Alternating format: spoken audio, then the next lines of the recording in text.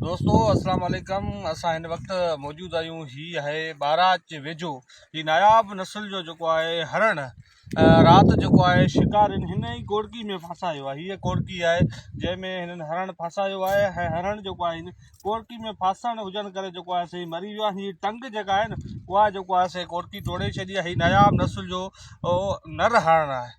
हीअ हरण जेके आहिनि ही सदाईं हिते शिकारी मारींदा रहिया आहिनि।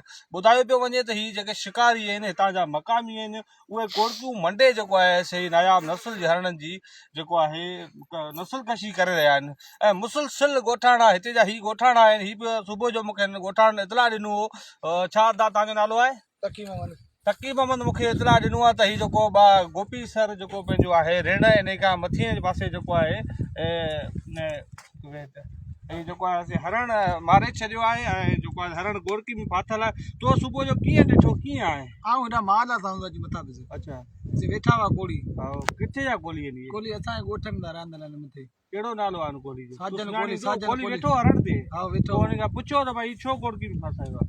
जॾहिं मूं पुछा घणी कई तॾहिं जे मूं कोन फासायो। मुंहिंजो आऊं इतला थो करियां ॻोठ में वञो पुलिस त करी हूंदासीं इतला कोड़की जो माना धणी न थी ना। हूं अखियुनि ॾिठा शायदि जेके माण्हू तूं सुञाणी वेंदी आहे न सुञाणा हींअर ई वेठा आहिनि माल रुकियो। अच्छा हिते हिन जो वाड़ो पाड़ो आहे? वाड़ो ॻोठ आहे। अच्छा ॻोठ आहे। ही कोड़की मंडिल हिते पई हुई? कोड़की जा मंडिल आहे। छा में मंडिल हुई?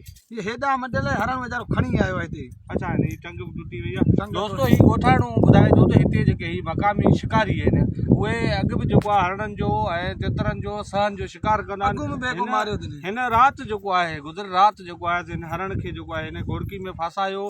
ही जेको आहे मुसलसिल सॼी राति तड़पंदो रहियो आहे। ॾिसो केॾी बेचैनी ॻाल्हि आहे त माना हिकु नायाब नस्ल जो हरण जेकॾहिं सॼी राति जेको आहे तड़पंदो जेको फोत थियो आहे। हिननि जेको आहे इलाइक़े वासियुनि इहो मुतालबो कयो आहे त जेको ही मक़ामी जेको शिकारी आहे उन ख़िलाफ़ कानूनी कार्रवाई कई वञे। वाइल्ड लाइफ खातो त जेको आहे सदाईं इहो जेको दावाऊं कंदो आहे त असां जेको आहे नायाब नस्ल जा हरण आहिनि पखी आहिनि उन्हनि जी जेको आहे तहफ़ीज़ करे रहिया आहियूं। पर कंहिं बि क़िस्म जी हीअं थिए थी त हीअं जेको आहे हरणनि खे मारियो वञे थो। ही ॻोठाणो अखियुनि ॾिठो शायदि आहे। आऊं तव्हांजो पंहिंजो अख़्तर समूह।